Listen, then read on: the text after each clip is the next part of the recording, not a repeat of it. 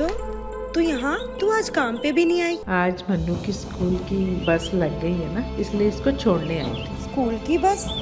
पर तेरा मनु तो सरकारी स्कूल में पढ़ता है ना?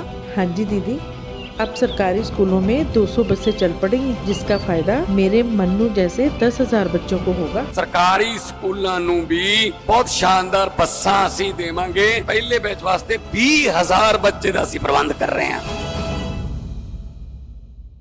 रीवा में एक ऑटो चालक की बेटी ने अपनी मेहनत और लगन से ही एमपीपीएससी में 12वीं रैंक हासिल कर डिप्टी कलेक्टर बन गई है और अपना और अपने पिता का सपना पूरा किया है।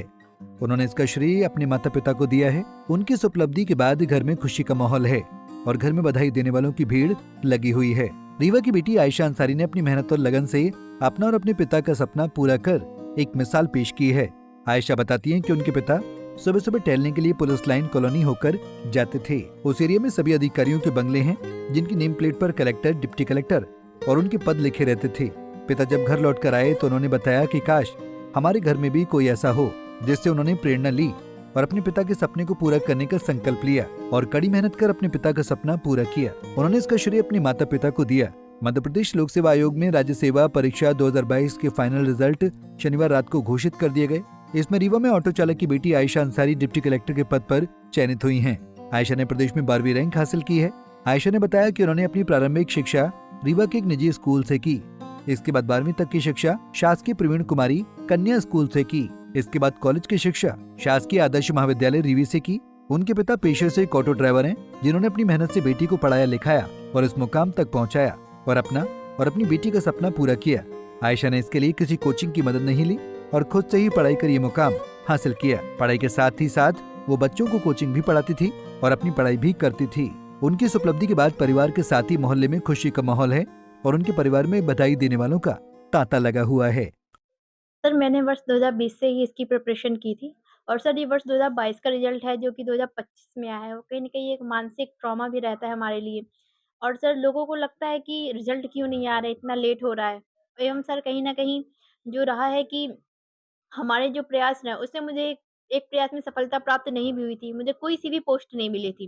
परंतु वो कहते हैं कि ईश्वर जब आप चाहता है कि आपको छोटी चीज़ नहीं देना चाहता है, बड़ी चीज़ देना चाहता है। तो तभी मेरा 2021 में किसी पोस्ट में चयन नहीं था। लेकिन जब 2022 का रिज़ल्ट आया तो मुझे सीधे डीसी की पोस्ट मिली है। तो सर मैं यही कहना चाहती हूँ कि आप अपने प्रयासों में, अपने मेहनत में कोई कमी ना रखें। अपने माता-पिता पे पूर्ण विश्वास बनाए रखें और आपका जो भी ईश्वर है, अल्लाह ताला सभी आपके ऊपर पूरे मेहरबान होते हैं। बस सच्चे दिल से अपनी मेहनत करते रहिए तो आपको सफलता ज़रूर मिलेगी। कितने घंटे पढ़ाई करती रहीं उसके लिए? सर जैसा कि जो शैक्षणिक पृष्ठभूमि है वो इतनी अच्छी रही नहीं है, तो मुझे इतना कुछ गाइडेंस मिलता नहीं था, तो मैंने शुरू में अपने से ही एक तैयारी मैंने सेल्फ स्टडी से की है। शुरू में 12-13 घंटे हो जाते थे मुझे क्योंकि मैंने जो अनावश्यक चीज़ें हैं वो भी पढ़ी हैं, क्योंकि मुझे गाइडेंस नहीं था कि मुझे क्या पढ़ना चाहिए। तो फिर धीरे-धीरे समझ में आया कि ये पढ़ना चाहिए और ये नहीं पढ़ना चाहिए। तो फिर बाद में घंटे मैटर नहीं कर रहे थे मुझे, बस ये था कि मैं 4 घंटे, 5 घंटे जितना भी पढूँ, उसको बहुत अच्छे से करूँ। तो सर मुझे लगता है कि जो आपकी शुरू में पढ़ाई थी, अगर उसको सही डायरेक्शन मिले, तो 12-13 घंटे ना होके 5-6 घंटे में भी सर वो कर सकता है। तो सर यही मेरा कहना है। कैसा लग रहा है? सभी लोग आ रहे हैं, घर आ रहे हैं, मुबारकबाद दे रहे हैं। वो सर यही है कि मेरे माता-पिता की जो मेहनत थी, वो रंग लाई। उनका जो विश्वास था मेरे ऊपर कि लोगों का ऐसा रहता है कि मुस्लिम समाज की लड़कियाँ पढ़ नहीं सकती हैं। उनको मतलब पढ़ाई करने से कोई मतलब नहीं है, कौन सा उन्हें पोस्ट मिल जाएगी, कलेक्टर बन जाएँगी पढ़ लिख के। तो लेकिन मुझे ये था कि ज़रूर बनेंगी और माता-पिता का विश्वास था कि तो बनेगी वो। तो सर वही है कि यदि आप पढ़ोगे, तो आप ज़रूर बन सकते हो। आपका फैमिली बैकग्राउंड क्या है, आपकी शैक्षणिक पृष्ठभूमि क्या है, आपकी आर्थिक पृष्ठभूमि क्या है, कुछ भी मैटर नहीं करती है। यदि आप अगर अपने लक्ष्य के प्रति अग्रसर हो, तो यहाँ पे कुछ भी चीज़ मैटर नहीं करती है। कभी कोई ताना मारता रहा हो जब पहला अटेम्प्ट ना क्लियर हुआ हो कि कभी डाउनफॉल आया हो मतलब अब छोड़ दिया जाए? सर ऐसा रहा है कि मैंने कभी किसी को बताया नहीं कि मैं किस चीज़ की तैयारी कर रही हूँ।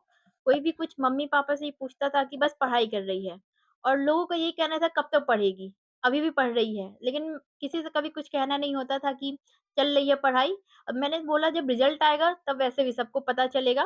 तो कहीं न कहीं जो मम्मी-पापा को जो ताने मिलते थे, उन्होंने कभी मेरे तक नहीं आने दिया। मुझे मेरी पढ़ाई से कभी भटकाव नहीं होने दिया। वो घर की जो भी समस्याएँ थी, कभी मेरे तक नहीं आने दी उन्होंने।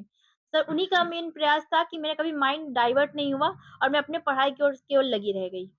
बताते हैं पिताजी ऑटो चलाते थे जी और सर। पढ़ाई भी आपकी चलती रही। हुँ। कभी इस बीच कोई ऐसी कठिनाई आई कि पढ़ाई रुके या कुछ ऐसी चीज़ें? सर, सामान्यतः ऐसा रहा कि मैंने अपनी जो तैयारी रही है, उसमें कोई कोचिंग नहीं की है, तो इससे मुझे सर इस प्रकार की कोई आर्थिक तंगी का सामना नहीं करना हुआ, क्योंकि केवल बुक्स रहती थी और मैं ट्यूशन पढ़ाती थी बच्चों को, तो ट्यूशन पढ़ा के सर मैं अपनी बुक्स का तो खर्चा और जो अपने एग्ज़ाम का खर्चा मैं कर लेती थी। बस इतना था कि उनका सपोर्ट रहता था इमोशनली कि वो लोग बस मेरे साथ बने रहें। बाकी सर मुझे वैसे कोई समस्या नहीं दिखाई दी और जहाँ तक मेरे मम्मी-पापा ने मेरे तक नहीं आने दी। प्रेरणा कहाँ से मिली कि एमपीपीएससी के लिए अब चला जाए, डिप्टी कलेक्टर बना जाए? सर प्रेरणा तो इसी प्रकार से मिली थी कि मेरे पापा सुबह टहलने जाते हैं, तो वहाँ पे जो अपना सैनिक स्कूल होता है, उधर सभी अधिकारियों के घर है। तो पापा को ये था कि सबके नाम के नीचे कुछ कलेक्टर, एसपी सब लिखा हुआ है, तो मेरी लड़की का नाम भी हो, उसके नीचे भी कुछ होना चाहिए। तो पापा ने जब बताया तो मैंने सोचा देखूँगी और जब पढ़ रही हूँ तो ये भी देख सकते हैं। मैं जब तैयारी शुरू की तो मुझे था कि मैं कर लूँगी। तो फिर उसके बाद ही मैंने मतलब की थी। मैं सोचा था कि पापा को मैं ज़रूर वो लिख के दूँगी कि उनके नाम के नीचे ज़रूर आयशा अंसारी के नीचे भी कुछ लिखा रहे। क्या कहेंगे जो ऐसे एस्पिरेंट्स और हैं जो पास नहीं होते हैं, हुँ, कभी-कभी डाउन नीचे हुँ। डाउन होने लगते हैं, तो उनके लिए क्या कहेंगे? सर मैं उनको यही कहना चाहूँगी कि कभी आपका कोई प्रयास सफल नहीं होता है, तो आपको भगवान बहुत अच्छे पोस्ट पे या बहुत अच्छे मुकाम तक ले जाने के लिए आपको पीछे खींच रहा है। सर जैसा 2021 में मेरा चयन किसी पोस्ट पे नहीं हुआ था, लेकिन मेरे कुछ दोस्तों का चयन किसी न किसी पोस्ट में हो गया था। तो ये था कि मेरा किसी पोस्ट में नहीं हुआ, तो 22 में मेरा क्या होगा? लेकिन ये था कि अब अल्लाह ताला की ऐसी मर्ज़ी थी कि मुझे सीधे डिप्टी कलेक्टर का पोस्ट मिल गया। तो कहीं न कहीं अगर आपका चयन नहीं होता है, लेकिन आप अपने लक्ष्य की ओर लगे हो, तो आपको बहुत अच्छी चीज़ें मिल सकती है, बस आपको बीच में छोड़ना नहीं है, अगर आपको व एक वही लक्ष्य है तो। हमारी प्रयास कुछ करते रहें। मेहनत नहीं थी, जो मदद माँग रही थी उसको हम देते गए। खुद से पढ़ाई की है, ना कोचिंग की, ना कुछ की। अपने घर से पढ़ाई शुरू की, आज इस मुकाम तक पहुँची, बहुत अच्छा लग रहा है मुझको। आज सभी लोग आपके घर आ रहे हैं, मिल रहे हैं, जी, जी, मुबारकबाद दे रहे हैं। बहुत खुशी हो रही है। सर, कब पता चला कैसे क्या एक्सप्रेशन था कि बच्ची ने एमपीपीएससी क्रैक कर लिया? ये हमको अभी कल ही पता चला सर।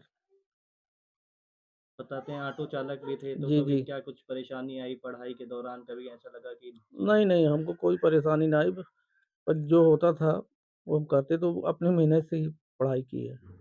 उनको क्या संदेश देना चाहेंगे जो आज के भी परिवेश में जो बच्चियों को आगे नहीं बढ़ने देते हैं, खासकर नहीं गाँव तो हम में? तो चाहते हैं भाई, और अगर बच्ची या बच्चा कोई पढ़ाई करना चाहता तो उसको पढ़ाओ, उसकी मेहनत सफल ज़रूर होगी। रीवा से पंजाब केसरी के लिए गोविंद सिंह की रिपोर्ट।